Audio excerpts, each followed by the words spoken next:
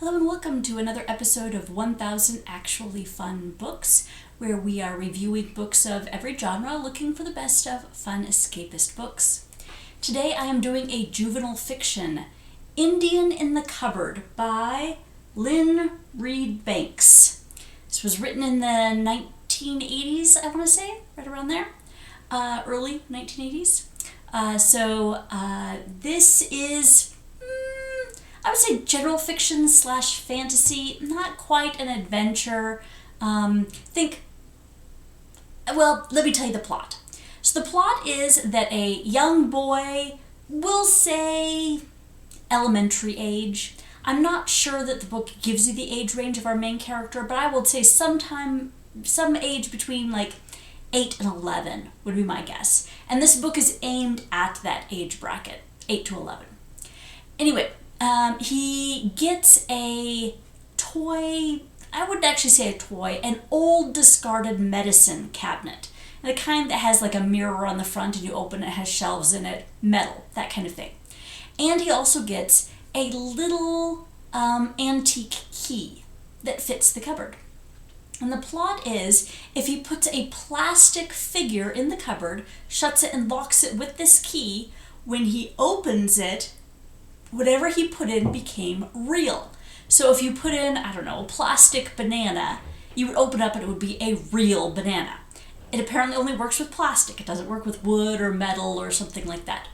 So what the child does, and he's pretty excited about this, he has a whole bunch of little plastic people, army soldiers and whatnot, and he sticks them in there and he comes up with little people.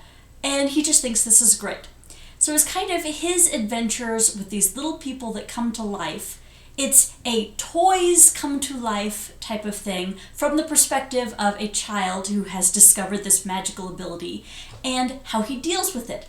And it's, a lot of playing house a little bit, because you've got to feed your people and you've got to have shelter and bedding for your people and you've got to protect your people from everything from pets of the house to other people, keep it secret, because what would happen if an adult found out, that kind of stuff. So that's kind of the plot generalized. And I do like the plot. That is definitely something that this book has it's pretty unique, really. Most of the time, there are a lot of stories where toys come to life, but almost never is it a toy comes to life and it is a real person with a real history. Like they bring to life a medic from, I think it's World War II. And so the medic talks about, maybe it was World War I, because he talks about being in the trenches and the bombs whistling over his head and stuff like that. So it's a little human that, has everything a human, would be concerned about.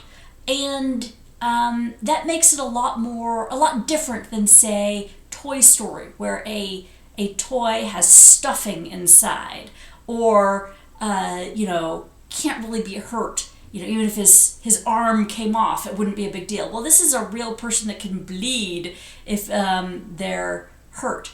And they have real human concerns too. So that makes it a lot different, really, than other toys coming to life stories, which I like that, okay? I felt that was very unique. A good idea. Another thing I like about this is it does have illustrations. They're not terribly frequent. I don't think they're every chapter or anything, but maybe every other chapter. Here's an example. I don't know if you can see that very well, but that's a little toy Indian and a little toy cowboy, both on the either side of a spoon filled with their dinner. So the illustrations did help. It didn't always help, because sometimes honestly, the size of the figures in the illustrations versus what you mentally picture versus the descriptions don't actually always perfectly jive. So here is an example. In this illustration, again, I'm not sure how well you can see that, but you have a hand for the kid, and then you have the figures here. You can kind of see the horse. Well, in the story, that horse can stand in the kid's hand and move around a little bit. And the figure can be put in a boy's pocket. But this illustration, it looks like the horse and the person is too big for that. Like in comparison to the story, the illustrations make the people look a little too big. So there is that I liked the illustrations. It did actually help the story when you kind of, like see a figure or something like that, especially for kids. But it was a little misleading too. So that's kind of Our main character is another like. Our main character, Omri, is an interesting boy. He has kind of a cross between being a very realistic child, not always understanding the consequences of his actions, not thinking things through. There's a lot of that in this kind of story that is very realistic for a kid that age, but which maybe is a little annoying for an adult, but a kid totally will relate to this. But I liked the fact that he was generally kind, and you saw character growth in him. You saw him grow in empathy, because it starts out and he's just thinking this is a fun toy, kind of like, I don't know, playing The Sims or something. You got a godlike yourself and you can do whatever you want for these beings that are under your control. And then he kind of grows as a character and realizes, no, this is an actual person and I can't just mistreat them and do whatever I want to them. I can hurt them or I can hurt their feelings. They're real people. So I liked our character and I liked his character growth. So I did like that. I also liked the fact that the little figures all had very unique personalities. Our Indian is very strong-willed, stubborn, determined, demanding kind of thing. And then a cowboy later on in the story shows up and he's a lot more emotional, and it has a very different personality, different feel to it.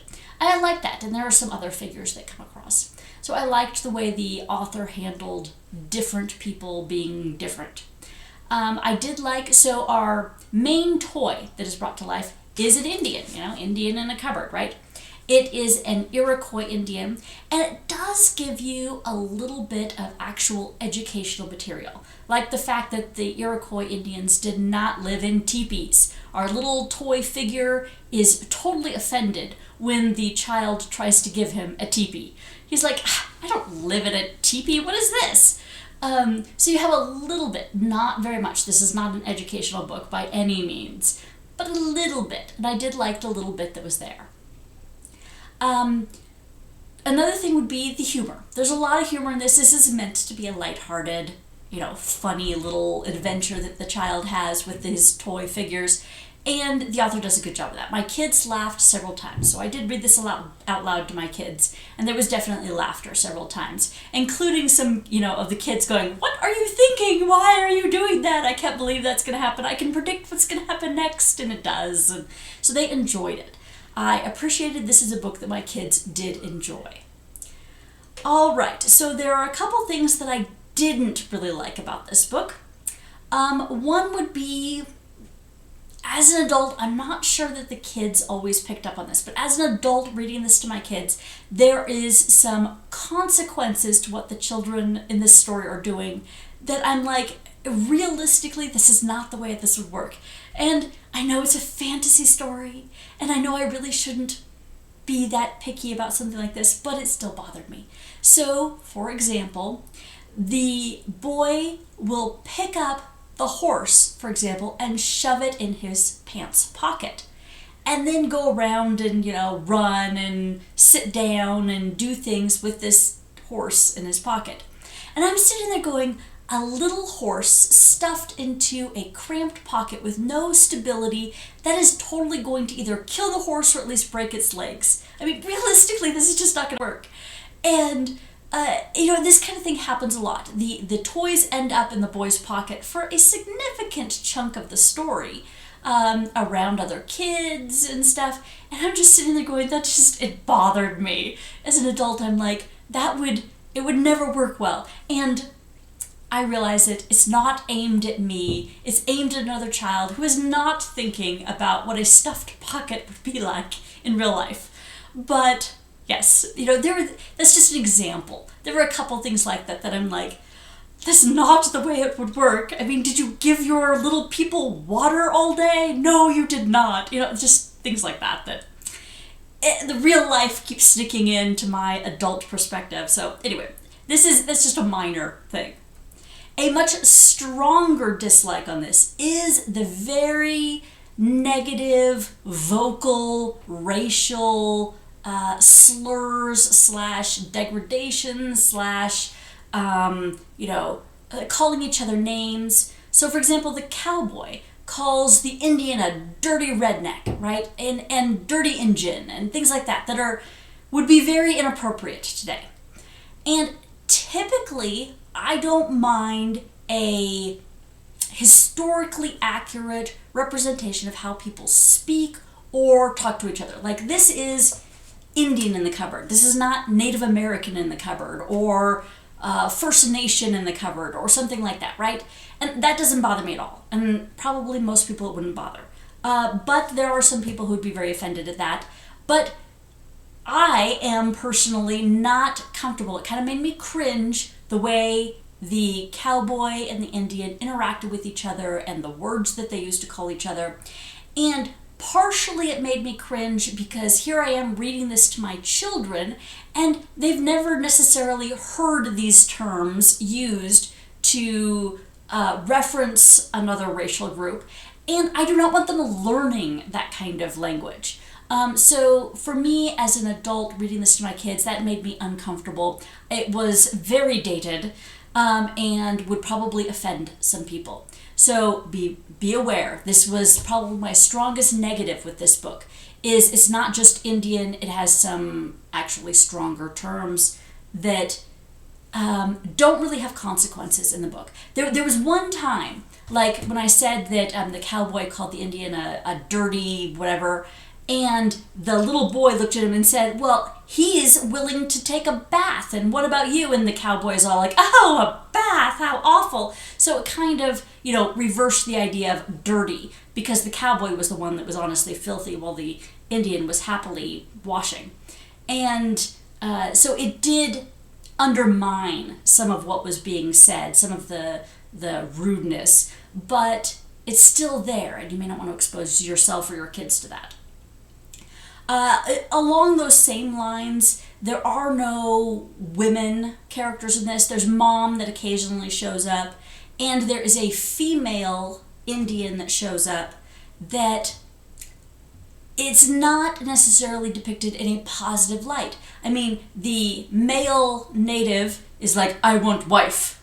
And so they go and just find a plastic figure. He's like, yes, that one, right? And so they brought her to life, and she doesn't have any choice. He's just like, wife now. And she's like, okay. I mean, I don't even know if she even speaks in the story. So it's not necessarily positive from a feminist perspective, if that would offend you either. So be aware, there's some things in here that can bring offense to people. Okay, overall, I find that the offensive stuff in this, especially the terms used, might be too much, but my kids really liked it and they thought it was funny and it was a good adventure. I would probably give this a 4 out of 5 stars, so I'm going to tentatively, but not totally enthusiastically, endorse it and say I recommend it. But with the caveats that be aware, if you think that this book would offend you, don't bother with it. It is geared toward about an 8 to 11-year-old age range. If you have somebody in your life that you think might like that, then I do recommend it as a fun, older story toward that age range. Okay, well, that is my review of that book. Thank you for watching, and I hope you join me next week.